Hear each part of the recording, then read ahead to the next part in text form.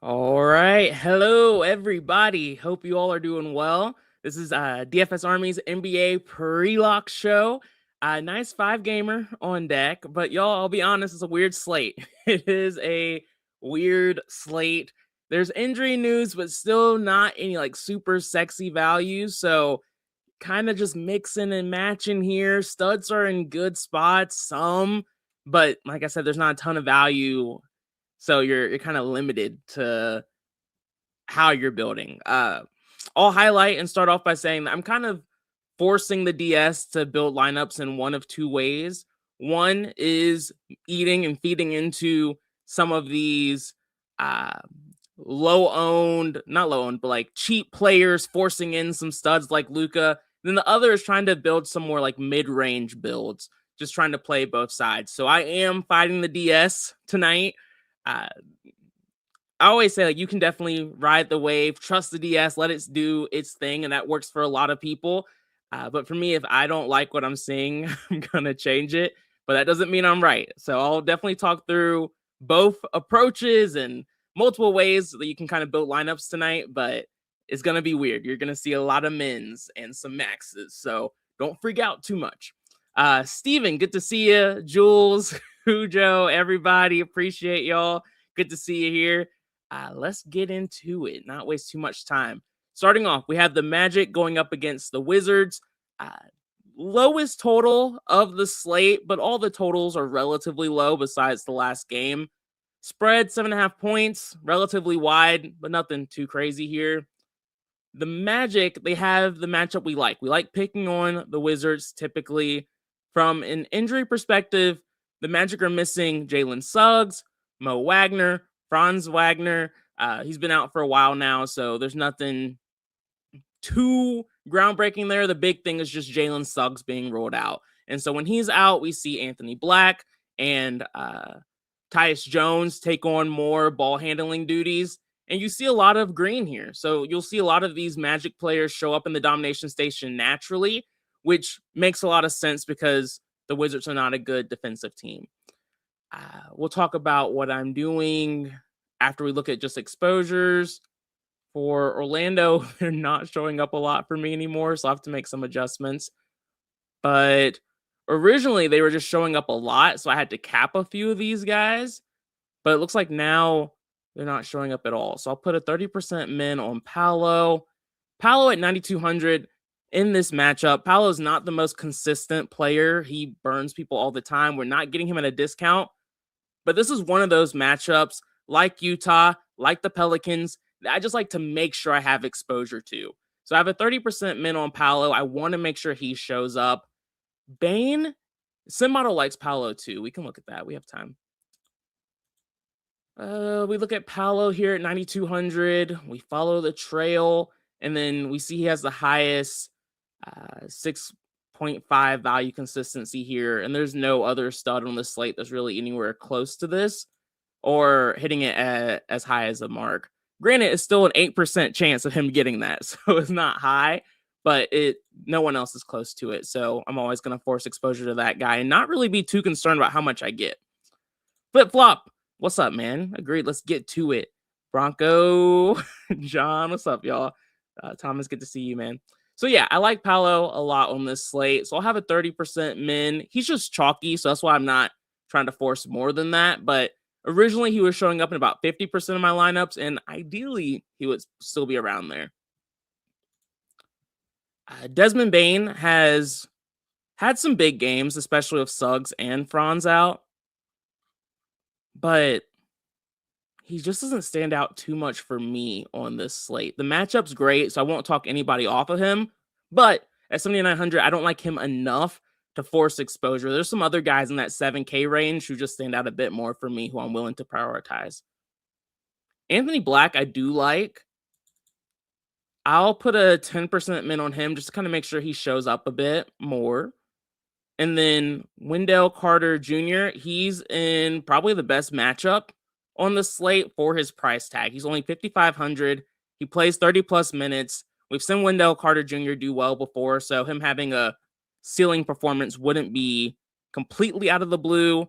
He is chalky, The only reason I have a 50% exposure maximum on him is because he just had a big game against the Pacers, and I don't love playing chalky players after their pop-off game.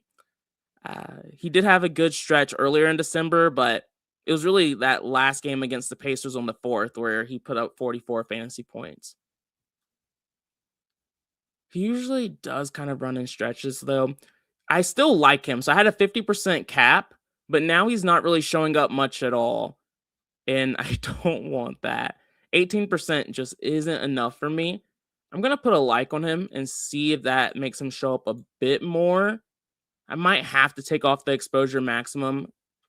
I will, just to kind of see how things look with this run. And I also put a 30% exposure maximum on Jace Richardson. Jace is fine. He should see at least 20 minutes on this slate where we're lacking value. There's just some news that we're still waiting on, specifically in that Minnesota game, where we might be able to get more value. So I just don't want to overcommit to a guy who's just in a decent spot like Jace. So I put a 30% cap there. We'll see in this next run if he shows up a little bit more. OG, what's up? Go Panthers. Oh, appreciate that, man. Yesterday, we didn't talk about it. Yesterday was a positive slate for me. It was slightly positive, though. It wasn't a big win or anything like that. It was like $10-ish. So basically breaking even. I'll take that, though, y'all. Like, if you look at the way things are set up, like, you lose so often that sometimes breaking even, I know it sounds like a loser approach, is still a plus night. Of course, when we get takedowns, that's the ones you really celebrate, but staying positive isn't bad. But yeah, appreciate that, man. Last night went well. We hit on a lot of just small mins, like Najee came through for us. Tyson, I think, was a leverage play, but then the guy who I didn't have maybe any of was Colin Murray Boyles. I think I messed up his first name, but Murray Boyles crushed last night. And if you didn't have him, you weren't taking down shit. So I had a lot of like top 100 lineups, but without Murray Boyles, I just didn't stand a chance. I feel like B-Dub, he is usually on Murray Boyles because he's been better recently, but I just didn't get there. But all right, back to this slate. We were with the Magic. And we were focusing on making sure Paolo. Okay, so nice. So Paolo's back in that 36% range. Wendell Carter's back in that 55% range. I had that 50% cap, but I'm just going to leave him here. I'm not going to over tinker with this spot since I already have a lot of men's on players. And nice. Anthony Black is showing up in exactly 10% of lineups, which is exactly where I want everyone to be. So we'll keep that going. And I noticed something with Luka. Increase his projection a little bit to make sure he shows up where I want him. All right. Okay. Next up, we have. Oh, the majority of yours were rough. That's tough, man. I'm sorry. Wagwan, Kevin. Wagwan. All right. For the Wizards. The Wizards are without Keyshawn George still, which I think is still a big deal. He's been out for a little bit, so it's not new information, but some of these guys are still cheap. And the Magic were a really good defense last year. They're not a bad defense now, but they're not a defense that I go out of my way to avoid. And so with George out and these guys still being relatively cheap, I like forcing some exposure here. Trey Johnson is the one who was moved into the starting lineup when George was out with his hip injury. And so him being 4,700 and not the toughest matchup is just a spot I want to force exposure to. So I have a 30% min on him. And then these other Wizards, you can't trust these guys. They're a bad team. I have a 20% min on Sar because we know how explosive he can be in a soft-ish matchup against the Magic. Their front court isn't the Pelicans or anything like that, but Wendell Carter is still a little small for the center position. And so every once in a blue moon, you'll see some of these more aggressive centers have big games against him. So Sarr's minutes just haven't been that consistent. So that's really the main concern here. But I'm willing to put a 20% min on him just to kind of make that center position a little bit different on this slate. And then Bilal Kalabali, I have a 10% min on too. Similar reasoning to Trey Johnson. But with George gone, usage is just kind of increased to a lot of these guys. Like even CJ McCollum sees a nice boost. I'm not forcing exposure to CJ. A little bit of the narrative concern, worried about the trade rumors, things of that sort. But I also just rarely force exposure to a relatively chalky CJ McCollum. He's the old man on this team. And if things do get out of hand, he's the first one to come off. So CJ's just not a guy I'm prioritizing, but I get it. It's not a bad spot for him. Just not something I'm trying to force. And then Champagnie, I understand as well, but I didn't force exposure to him. Trey Johnson, he's showing up in 34% of lineups, so I like the way that's looking.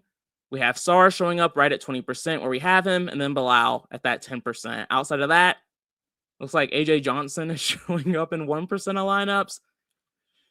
Yeah, not something I would condone, and I'm not going to X him out or anything like that.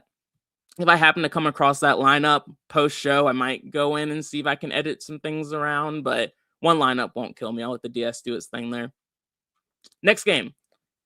This is the game where we have a lot of news with a lot of chalk. I know some people are not a fan of, but both of these teams are just not great defensively. And so this is a game where I am going to have a lot of exposure to these guys. Starting off, we have the Cavs going up against the Pacers, 6.5 point spread, 236.5 total. Just fine all across the board there. Nothing stands out too much on that side of things.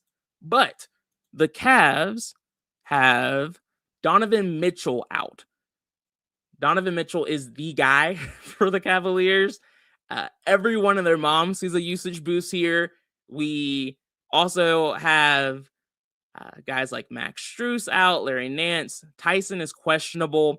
But the only thing that really matters here for me is Donovan Mitchell. If Tyson ends up getting ruled out, and we might have gotten that already and I just missed it, but it looks like we haven't. That would be a boost to guys like Sam Merrill, DeAndre Hunter. Who else? Craig Porter is already a decent play. He would be even better if Tyson gets ruled out. And yeah, Tomlin probably sees a usage increase too, but I wouldn't worry too much about that. But yeah, so the Tyson news will make you feel a lot better about some of these fringe plays from the Cavs, but no matter what, I like these guys. So I have a 60% min on Darius Garland. You probably won't need that. Some of these mins I have just to kind of make sure I emphasize some points. So, and with some of the other mins I had, kind of like Paolo, he wasn't showing up as much. So 60% min was something I had to do, but most of you won't have as many mins as I do, so you won't have to. Craig Porter Jr., someone I want to prioritize. He's going to be a leverage play for me tonight. 30% min on him. Fast-paced game going up against the Pacers. No Donovan Mitchell. Should solidify his minutes floor a little bit. And like I said, we're lacking value. And so when we're lacking value, I usually try to find at least one value option that makes sense to me and someone we've seen have ceiling performances. And Craig Porter Jr. fits the bill for that. So I don't love the play, but it makes enough sense where he's the value play I'm willing to go over on this slate. So 30% min there. Jared Allen is another borderline leverage play for me tonight. I have a 25% min on him. Everyone and their mom's playing Evan Mobley and Darius Garland. I am too. But the Pacers are still not a good defensive team. Jared Allen, although inconsistent, like a lot of NBA players, still has a ceiling on occasion, but typically we see those ceilings when someone's missing, like a Donovan Mitchell or an Evan Mobley. And so at 6,100, I'm willing to take a shot, 25% min there. And then, yeah, those are the big four, I guess: Evan Mobley, Darius Garland, Craig Porter, Jared Allen. After that, these are just like pure dart throws. I have a 10% min on DeAndre Hunter and a 10% min on Sam Merrill. This is just kind of like a if shit gets weird kind of scenario. like I said, Hunter's a better play if Tyson gets ruled out, but 4,900, I'm willing to force a little bit of exposure here. Sam Merle's like your streaky shooter. He will only come through if he's getting hot with his threes. Typically, you don't see him in a lot of tournament winning lineups outside of those scenarios.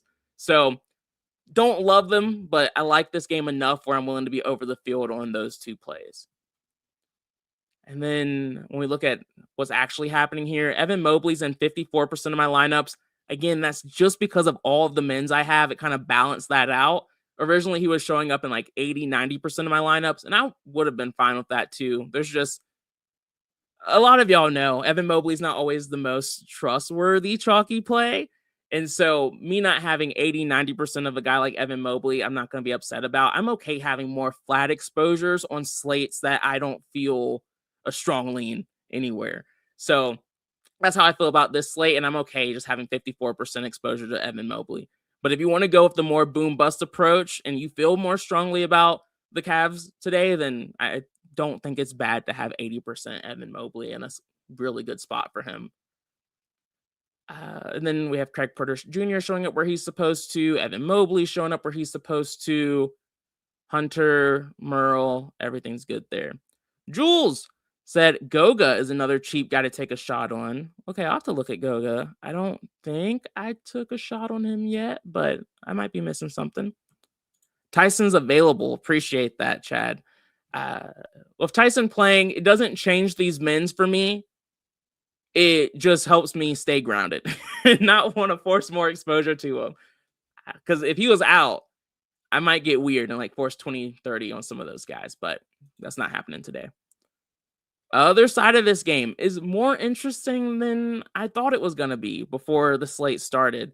For the Pacers, Mathurin is out, which is what keeps these guys viable. Furphy sees a boost. Shepherd, Ben Shepherd sees a little bit more consistency when it comes to minutes and usage. Nesmith is really the guy who's popped in some of these spots when Mathurin's been out. Nesmith has been bad this year. The only reason why I don't like having him as like a 60, 70, 80% play is because he's popping as well as he is because of his price tag and because of the matchup. But we don't have a lot of things to point to this season where he's been the guy. I feel like I've played Nesmith more than most people, but I am still trying to, limit my risk here. So I did cap Nesmith at 50%. TJ McConnell kind of fits that same bill. Good game environment, has been inconsistent as all hell, especially his minutes, but he's typically productive when he sees those minutes. So it's just kind of a chalk play that I get, but I don't want a ton of exposure to. So I put a 60% exposure maximum on him. Micah Porter or Potter is the same thing, really. Just guys who can get there. It's not impossible. It's just, I feel like it's more like a 50-50 shot on if I see them putting up 6, 7x value or barely doing anything. And so when there's spots like that, I don't feel too confident in. I'll let the DS do its thing a little bit, but I'm still going to limit it. So I put a 30% cap there on Potter because he's just not a player I like to have too much exposure to typically. I did put a 25% min on Nimbard. No one's talking about Nimbard today. It's kind of like the Jared Allen play. When there's a game environment I like, and then there's still a player we've seen have upside, I'm going to be over the field on the guy that people aren't talking about, who has just as soft a matchup as everybody else. So 25% min on Nimbard, for me, really the guy I'm looking to prioritize here. And then Siakam, I went back and forth on. I'm not typically a Siakam guy, but he has been in good form. He's had 250-plus performances, fantasy point performances in the last 5 games. Had a strong game against the Spurs still. He did struggle against Orlando on New Year's Eve, and the Rockets game was pretty tough, but those are good defenses. Keep saying the Cavs defense, not really that great so far this season. And with Donovan Mitchell out, it increases the likelihood of this game staying close and competitive. So I liked Siakam enough to put a 30% min on him. I think it's probably obvious. I'm not like super confident in Siakam, but it made enough sense for me to put a min on him there. Any love for Potter? Potter's just a guy for me. I haven't played him. He's had 2 solid games. Helps that Matherin's out. He's had like 230 plus fantasy point performances, which is fine. It's just typically he's a relatively low points per minute guy. So I don't have too much of like a strong lean on Potter. I just knew he's someone I didn't want in every single lineup. Single entry lineup filler. He's on par to me with like TJ McConnell. I don't think they're bad plays. They're just guys I wanted to limit. Showtime said, how will you cap them in a 20 max? So in 20 max, for Potter, I would do 50. TJ, it would kind of depend on how much he's showing up for you. I would do somewhere between 60 to 80, depending on how much you like him. And then Aaron Nesmith, I would cap at like 80 if he's showing up that much. They're just guys I don't want in every lineup, and I don't feel the same way in 20 max lineups. When we look at specific exposures, Nesmith is showing up in 50% of lineups, so 53%. So even with that cap, he's still showing up a good bit. I'm not going to go on my way to force the 50. It's okay. 53% is fine. Pascal Siakam showing up a little bit more in 41% of lineups. That's cool. TJ McConnell's only showing up in 26% of lineups now. Field weight exposure, that's ideal. I like that. Andrew Nimbard, 25%, right where we have him. Potter showing up in 25% of lineups, so still over the field on him. Like I said, a lot of these cheap guys, I just want a rotation of. I don't want too much or too little. I just want a mixture. And so we're getting that. And then Jarris Walker is showing up in 1% of lineups. I'm not going to X him out. Sometimes those random cheap players are what you need to make a lineup work. And especially since I'm forcing exposure to Luka, I'm going to have a lot of those just random guys that show up every once in a blue moon.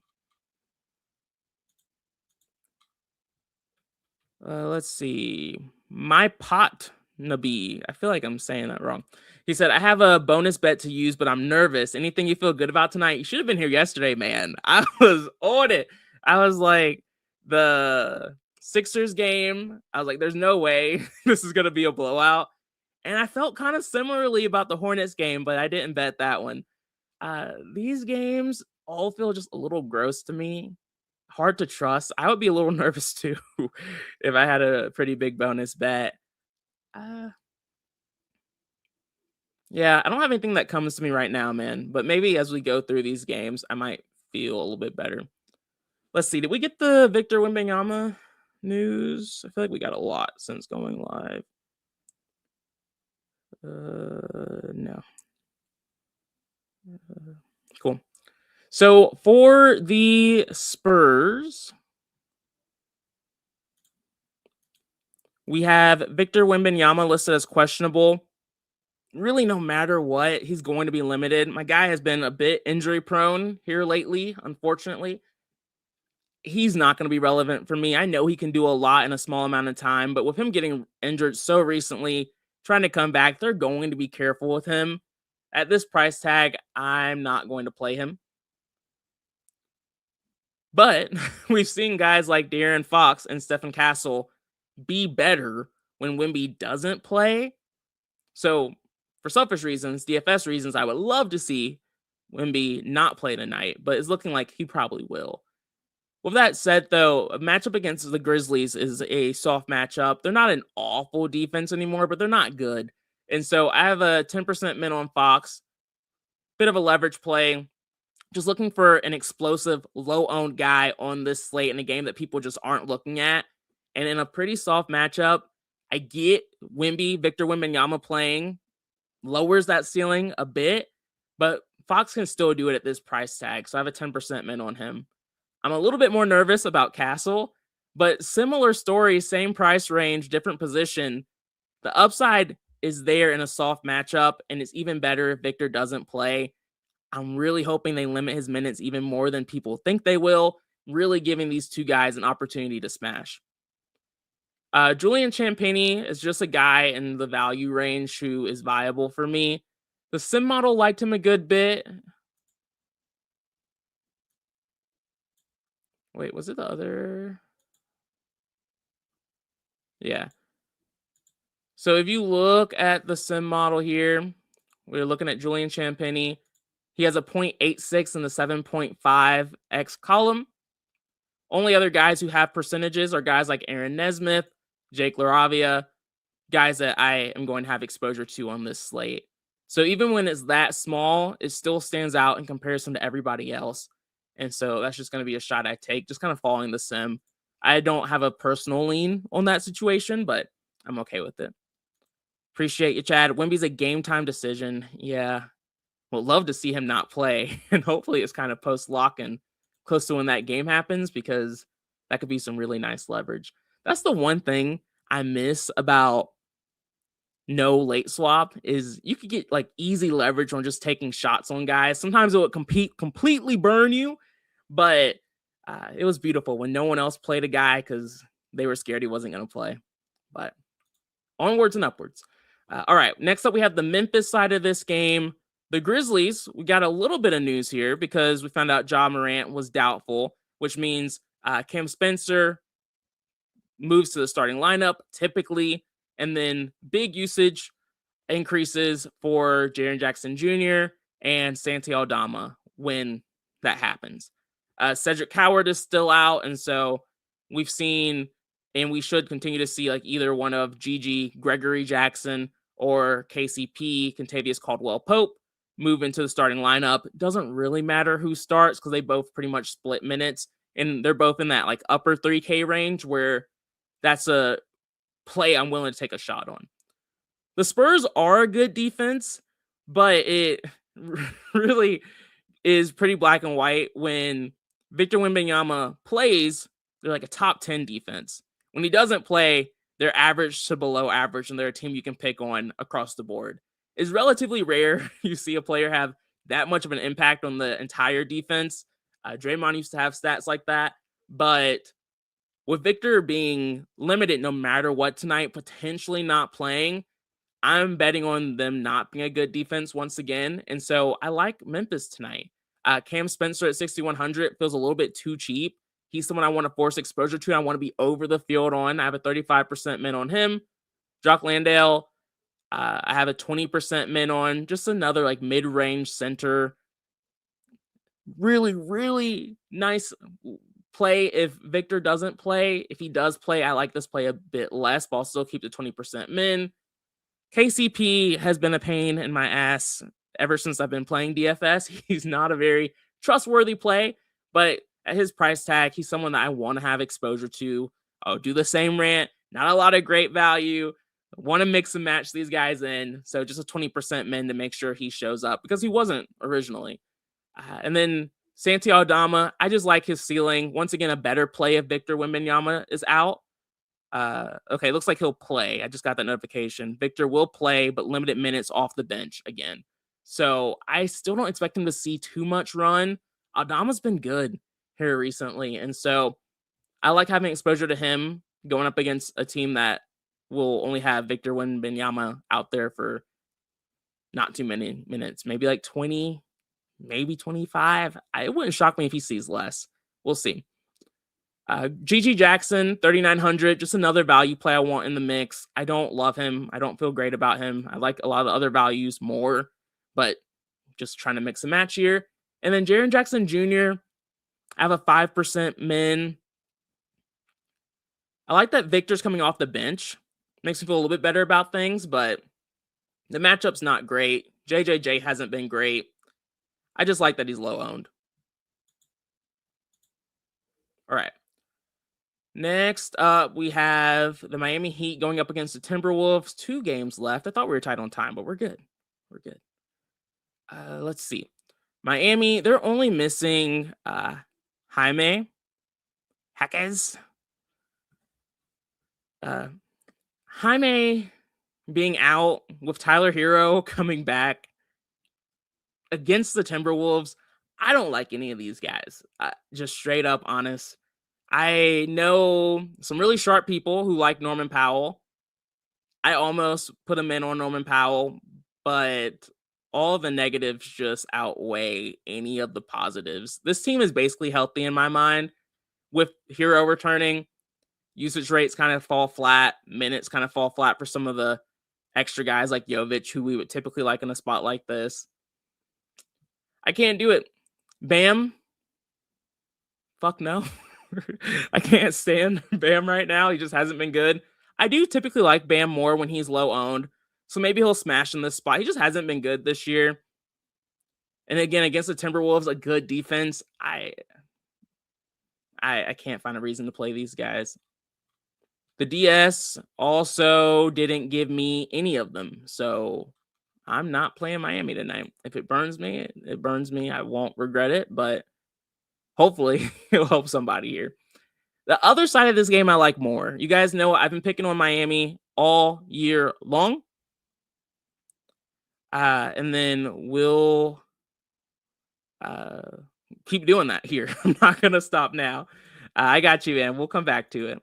What are you putting projected ownership, cap, and randomization at? So, Asianal, I keep things really simple. I know there's a lot of advice in the Discord that you can get for different settings to use in the DS, different strokes for different folks. For me, I use tournament mode, one unique, no randomization.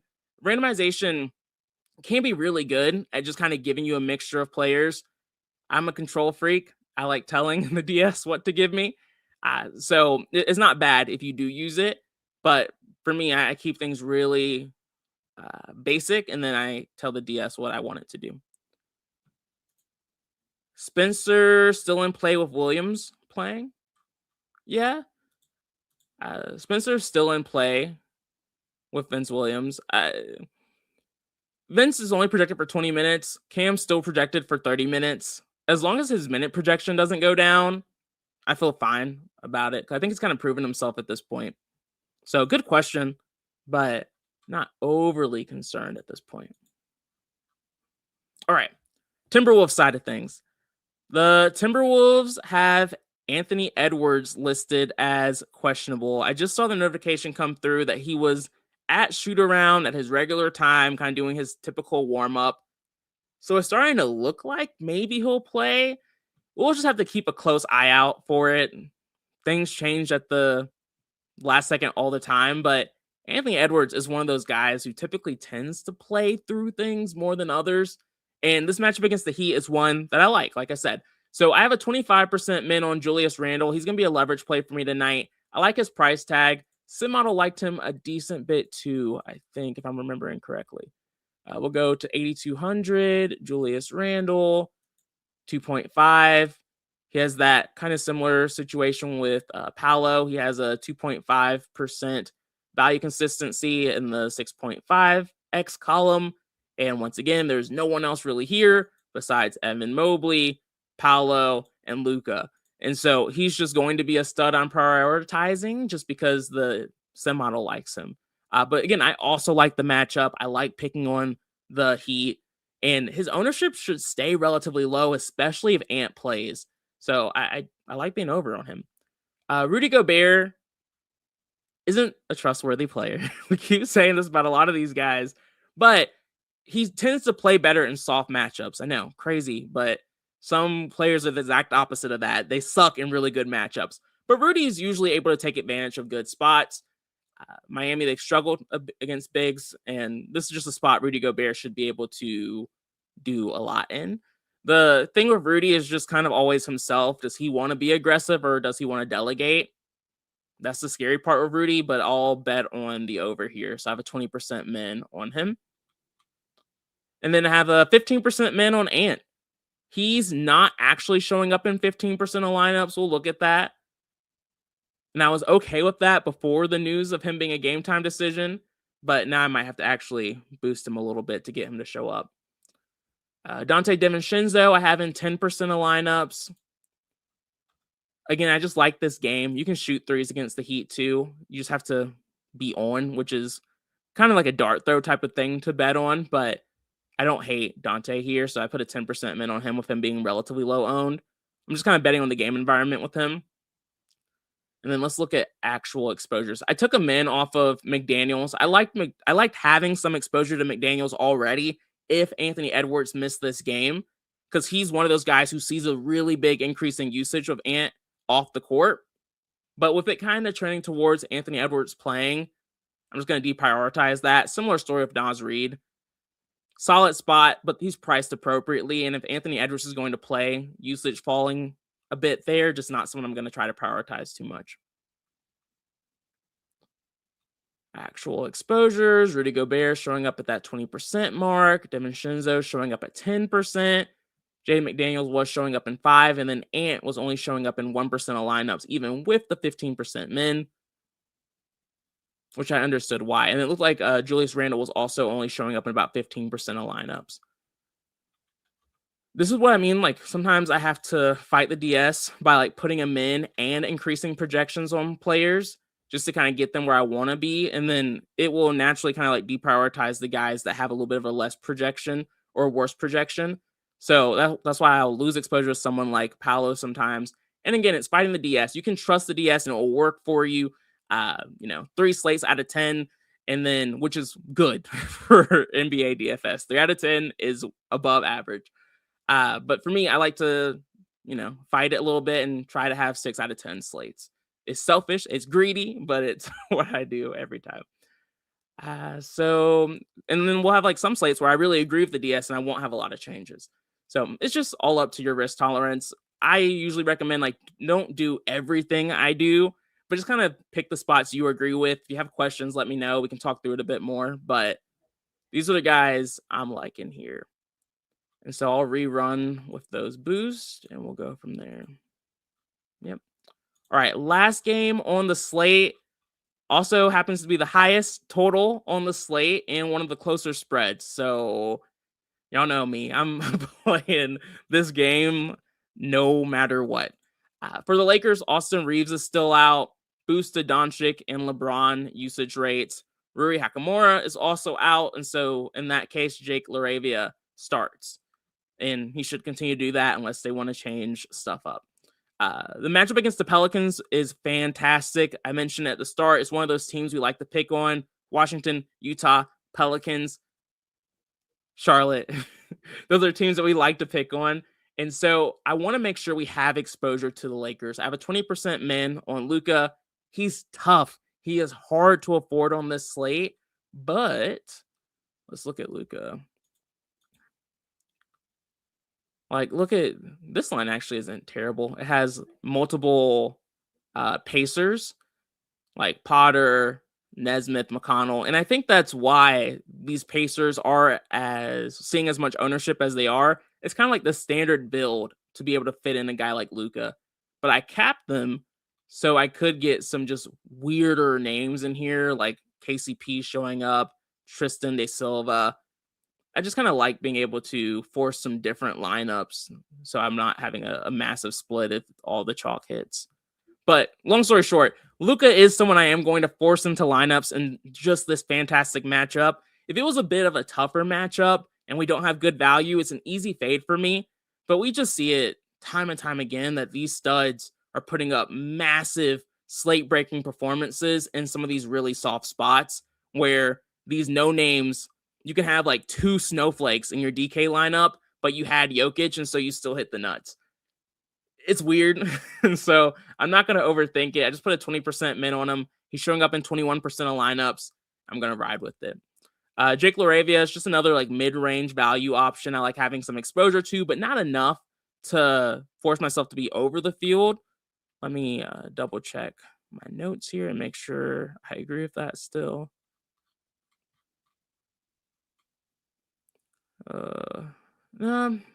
And I think the sim liked him a good bit too. 5,500. Yeah, we were talking about him a second ago. He's in the mix with like Nesmith, this mid-range, before we hit some of the other value. Interesting. But yeah, for me, I'm gonna keep a 15% min on LaRavia. I think our ownership might be a little high on him. So 15 will ideally just be close to field weight exposure.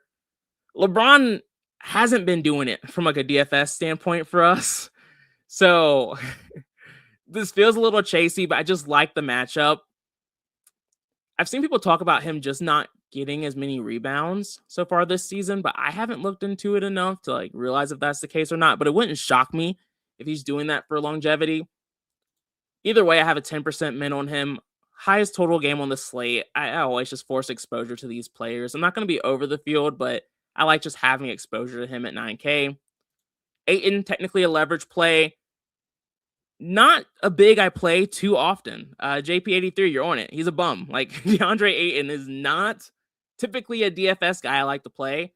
But in these super soft matchups, I'll play bad players against bad defenses at low ownership.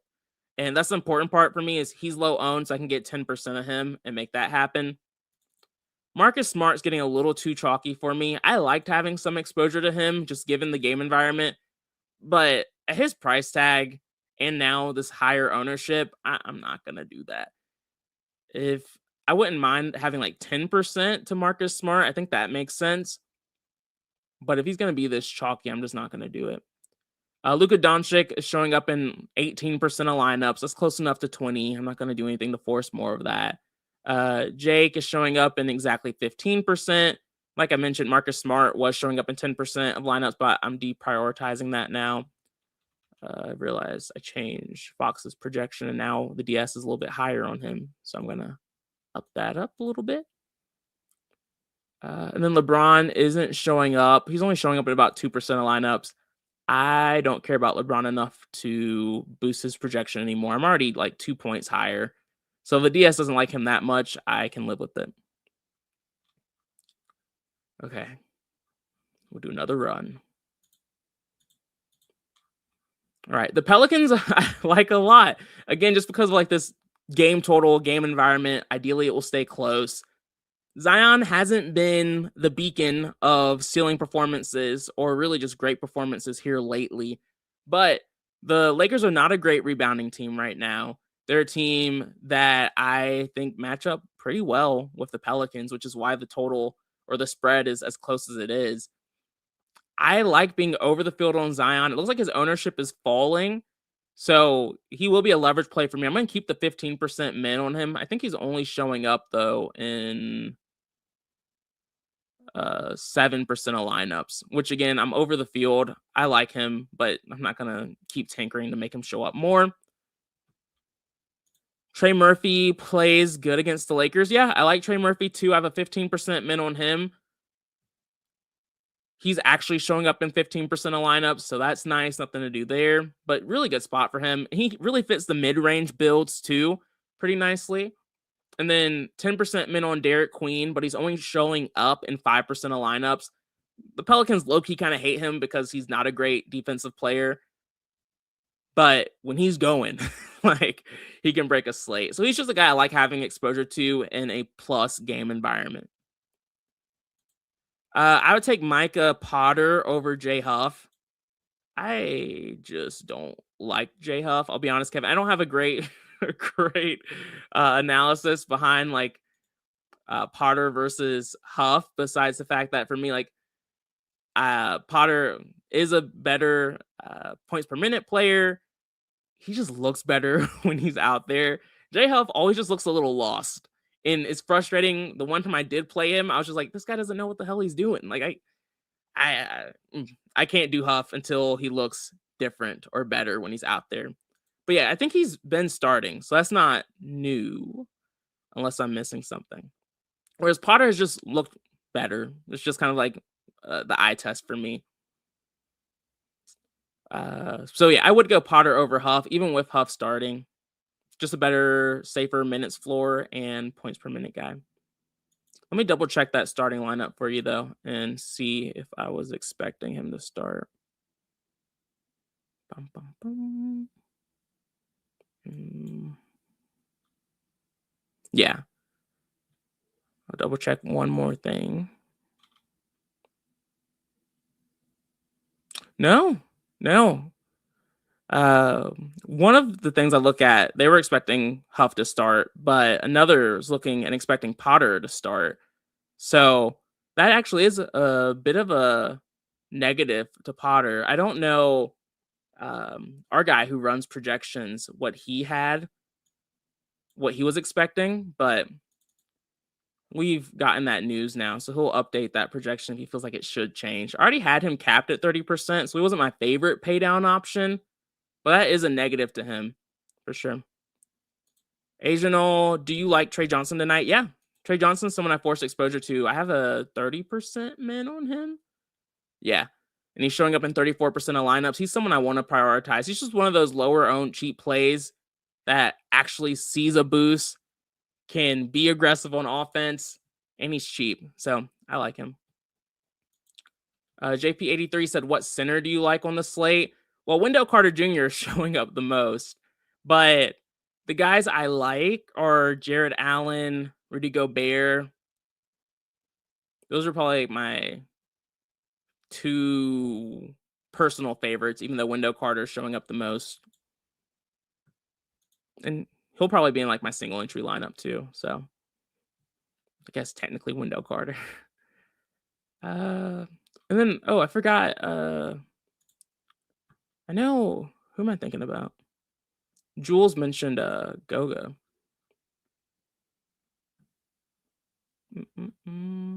Is Goga even in Magic? I was just seeing blue. Goga 3,500. I think his minutes are kind of what we're worried about. 3,500.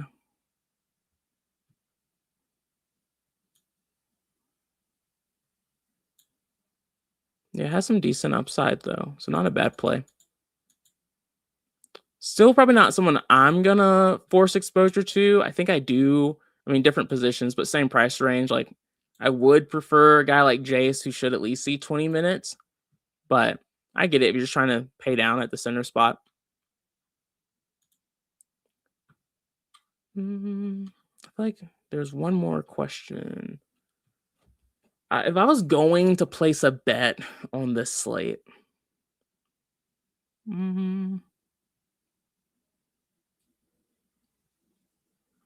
it's tough.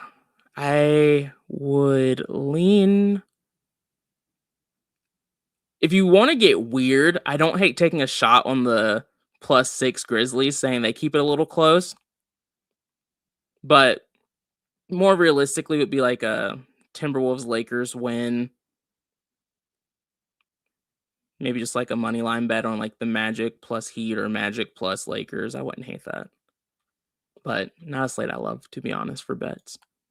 Asian said Garland or Siakam. Garland is who I have the most of, but honestly, it'd be Garland for me across the board. I do have some Siakam, but I don't love it. All in on Eddie Furphy. I am not a Furphy guy.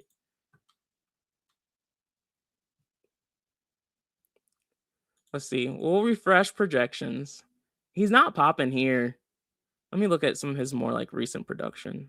Make sure I'm not missing anything on him. He is cheap. 3,200 isn't a bad price tag. Y'all, some of these names we're talking about today, it just gets so gross sometimes. I like your shitty, cheap plays. Even this one's getting tough. No, I'm not playing Furphy. I can't do it. Just, again, kind of like a low points per minute guy. Like, low points per minute here. And it looks like J Huff is now projecting better than Potter for us. And Huff's ownership is skyrocketing now with that news that we got on Huff starting over Potter. So it looks like our projections did change and update to that. So I'll rerun and see if that changes anything. Good call out, Kevin. Appreciate that, man. You were ahead of the projection. All right. I'm going to take a gummy right before lock. And see what this last run looks like.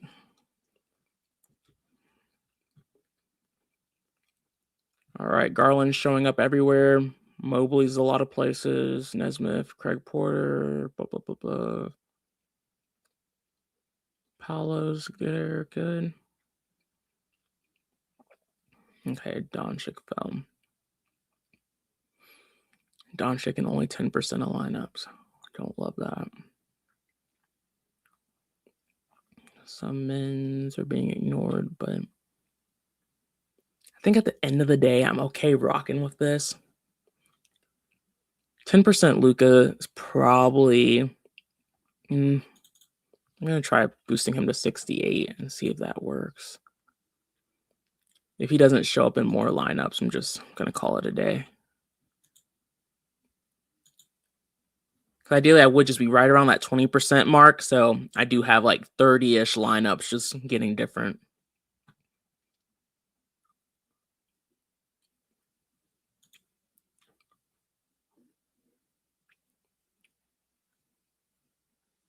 So Paolo's the chalky pay up option on this slate, which for me always means like fadeable. I'm not, but fadeable. Mid-range. Everyone's going Mobley, Garland. I really do. This slate really is kind of shaping up as like a mid-range build.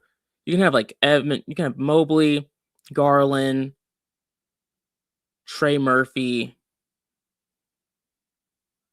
Cam Spencer. Just kind of go from there. I think that's going to be like my ideal single entry build. It's just more of that mid-range approach. Wendell Carter, you can toss him in there. Even though I don't love him, it's still a really good spot for him. Where's Luka? Okay. Now Luka's in 31% of lineups. Fears, Rick, the problem with Fears now is that Jordan Poole is back.